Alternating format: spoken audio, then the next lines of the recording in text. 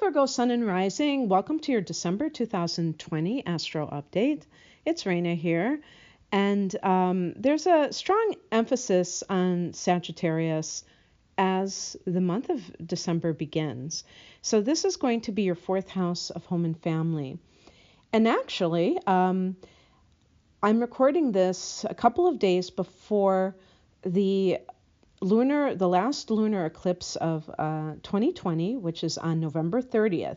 So if you are listening at the end of November or in early December, this is energy that is fresh, that has just recently occurred or is about to occur. And this is in the opposite sign of Sagittarius, which is the 10th house of career for you. And these two houses represent polar opposites. I was looking for another word, but home and family versus the career, and these kinds of areas are activated for you at the end of the year. So you're just coming off of this lunar eclipse in the 10th house, which may have some kind of favorable influence on your career matters, and now you're having a solar eclipse in the area of home and family for you, the fourth house, and other stuff happening there as well. So on the first of the month, Mercury goes into that fourth house where the sun already is transiting. Mercury in the fourth can even be like signing some kind of documents if you're preparing to buy a house or move into a new house. And there could be some contracts. It could be talking to your mother. Fourth house can be the mother or the parents in general. And perhaps thinking about the past. Of course, it is December and it is holiday season, so it's not uncommon for people to be reminiscing about when they were kids. The fourth house can be childhood and thinking about maybe some good memories, maybe not so much, that are connected with childhood. On the 14th, there is a solar eclipse in this area, and that could provide a lot of change on the home front. But I would view this as perhaps new opportunities here. But it's interesting because the transiting nodes, which are in Gemini and Sag, correspond with the eclipses. Although you can have eclipses occur in one season and the transiting nodes, neither one of them are in those particular signs. I don't want to get too much into that, but in general, it is connected to that. And so it's not a coincidence is what I'm trying to say. And so the South Node transit through that fourth house for you, Virgo, really calls you to be able to look at how the home has, is kind of your comfort zone. And being a feminine sign, as an earth sign, this is naturally going to be the case.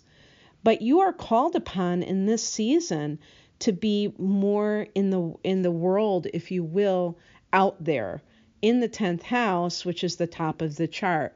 I think, maybe because Virgo is the hermit in the tarot or something, that you have this tendency or this ability to kind of do your own thing and, be alone even. But now, you're called to shine. Yeah, I think what I would say mostly with Virgo is a modesty that borders on maybe not giving yourself enough credit, maybe being too critical of yourself, too much of a perfectionist. Oh, no, I could have done it better, that kind of thing. And so not really, even if somebody else is praising you, you might say, oh, they don't know what they're talking about. They don't have good taste. They don't have high enough standards to praise me. And with that lunar eclipse, there might even be some kind of a promotion where you just leapfrog over your competition, and it's even better than you expected. So the point being that you have to be able to accept success. And trust me when I say that it isn't as easy as people think. It isn't just a done deal that people just accept their success. And so as a result, it means that they oftentimes will self-sabotage or simply, refuse to go for it, refuse to really grab the brass ring because they feel like a fraud inside. So don't, bask in that spotlight, if that's what the lunar eclipse in the 10th house means. Maybe it's a breakthrough for you, career-wise, and you have to do so, and it might even enable you to buy a new house if you're getting a raise to go along with it. And that might be what is happening with the solar eclipse, is that it's opening up these possibilities for you to expand domestically. On the 15th, Venus goes into this area as well. Now, this is a day later, so Venus can bring money, and this could be like if you're selling a house and, in order to buy a new one, you're getting that money, or getting your somehow, whether it's through some kind of a loan or what have you, you're getting the money to be able to buy a house. Venus in the 4th house may mean getting money from your mom, or some family money. It means decorating the home. It could mean like, getting a new paint job for the, especially in the northern hemisphere, it's probably in interior painting. Well, now if you live in California, I guess, or Arizona, or Florida. But, like beautifying your home. Maybe there's more harmony in your home because of other success that that is happening for you. If you're visiting your hometown, maybe you find love with somebody from your hometown. Venus can be a new love partner. On the 17th, this is part of that event with Saturn, Jupiter and Saturn going into Aquarius. Saturn has gone into Aquarius earlier this year, and then went back into your sister sign, Earth sign, Capricorn. And now it is going back into this into the house that you rule, the 6th house. I've done in-depth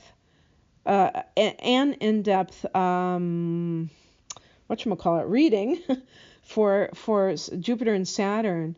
Have I done Virgo? Not sure, but you can check out, look it up on my channel. If I think about it, I'll post a link.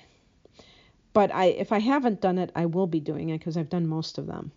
So this is I'm going to just briefly talk about what you might expect, is that this is your house, the 6th house, which deals with health matters, work issues, and Saturn going into this area is actually going to call upon you to do a lot of hard work. Again, maybe with success comes great responsibility, and Saturn can be that responsibility. Sometimes I have wondered how to differentiate the 10th house from the 6th house. How do you differentiate between work and career? And how I think about it is that the 10th house is the glory, is the status that you achieve from the work that you're doing. And the 6th house is the actual work itself, is rolling up your sleeves. It could be the grunt work, what it takes to get that glory. So all of the, behind the scenes things where you're, working 12 hours a day or what have you. And with Saturn here, you may be working for the next few years in a very, I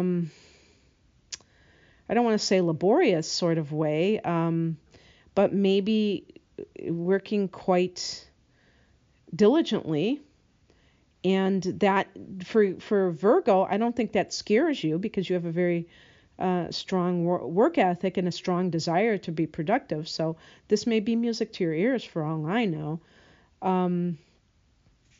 This can force those few of you, I think there's probably only a few, who haven't been eating right to be more disciplined about your health, maybe diet specifically, and be more regimented about it, and be more disciplined about what you put into your mouth, because Saturn in the sixth house, if you have any kind of, Saturn can be limitations, and so you get away with less when Saturn in his house. It's just like when Saturn is in the second house with earned income.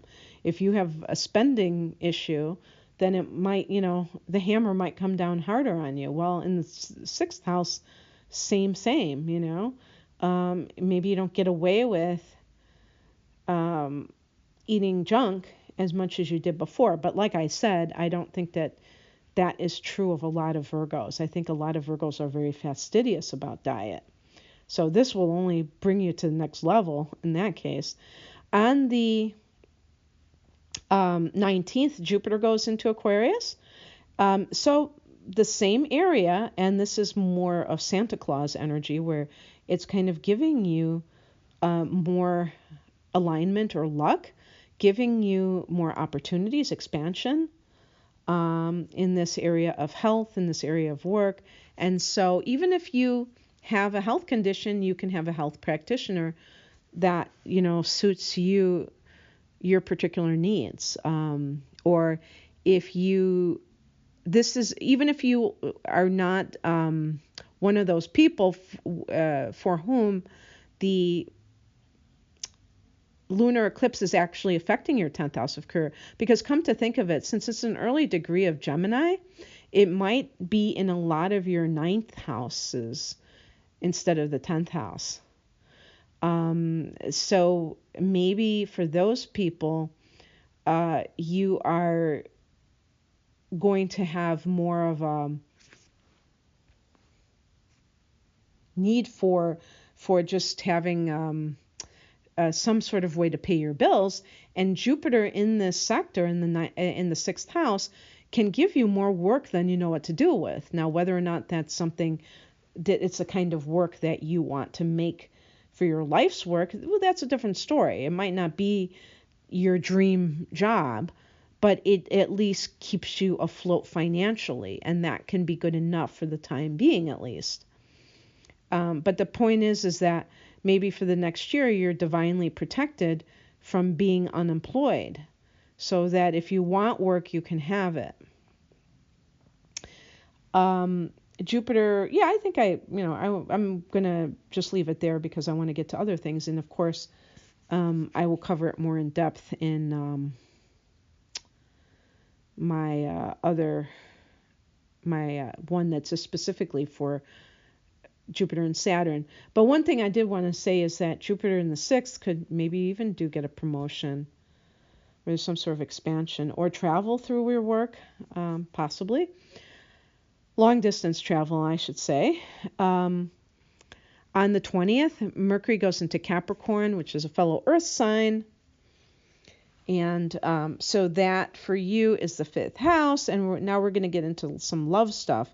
And I did do a tarot reading for December, and I titled it The Winter of Love, because I was thinking in terms of some of these transits and also as it connects to the cards. So you can always check out that tarot reading if you're interested in December from another perspective. But Mercury going into this 5th house can mean that you're speaking to somebody that you have a romantic interest in. And it also can mean that if you are artistic, you're thinking about these kinds of things that you're doing, or you're writing. Maybe you're a writer. Definitely somebody who's ruled by Mercury might be a writer. That certainly could be the case. On the 21st, there's a winter solstice, or, northern hemisphere, summer in the southern. I think I'm more reluctant to say summer solstice because it just is not my reality right now. But solstice time, change of season, sun going into Capricorn, into that 5th house. Sun rules the 5th house. So a lot of fun. Virgos, I don't, I was going to say Virgo is very serious, but that's not entirely true. Virgo people can be really like my type of humor, kind of sarcastic. I have the moon in Virgo, so you guys can be fun, but you do have that industrious side to yourself where you just want to, take care of your, whatever is going on around the house, and you have your little routines and things like that. Well, this is going to make you want to just party, socialize and things like that. The fifth house can be anything fun. And if there's somebody that you're interested in romantically, this can be a very romantic period for you. And you will have a new moon here in January. Right now, Venus is in the sign before Capricorn, which is Sag. So it's going to be there in January as well. So that should be good. But anyway, this is the day that they talk about so much. On that winter solstice or summer, Jupiter and Saturn form a conjunction, and it's the closest one in hundreds of years. I don't know if I read the 1400s or the 1200s, but suffice it to say, a long ass time. And Jupiter and Saturn do form conjunctions every 20 years. So it's not that they don't come back into the same signs altogether and within the same degree, like they are at 0 degrees of Aquarius, but, not that close as they will be. So that is considered auspicious and at the very least significant. And I think that it's more about the sign that it's in, which is Aquarius. And Aquarius is the sign of humanity. So the dawning of the age of Aquarius, which is why that musical Hair, focused on Aquarius, because Aquarius really represents humanity. It represents individuality, though at the same time. It's kind of a paradox, because the sign of Aquarius wants to be an individual, wants to stand out as unique, and that's what we are as souls. We're part of one. We're at one with God, but we're individual souls. And the binary mind needs to make it one versus the other, and it's not. I mean, it's like it's both at the same time.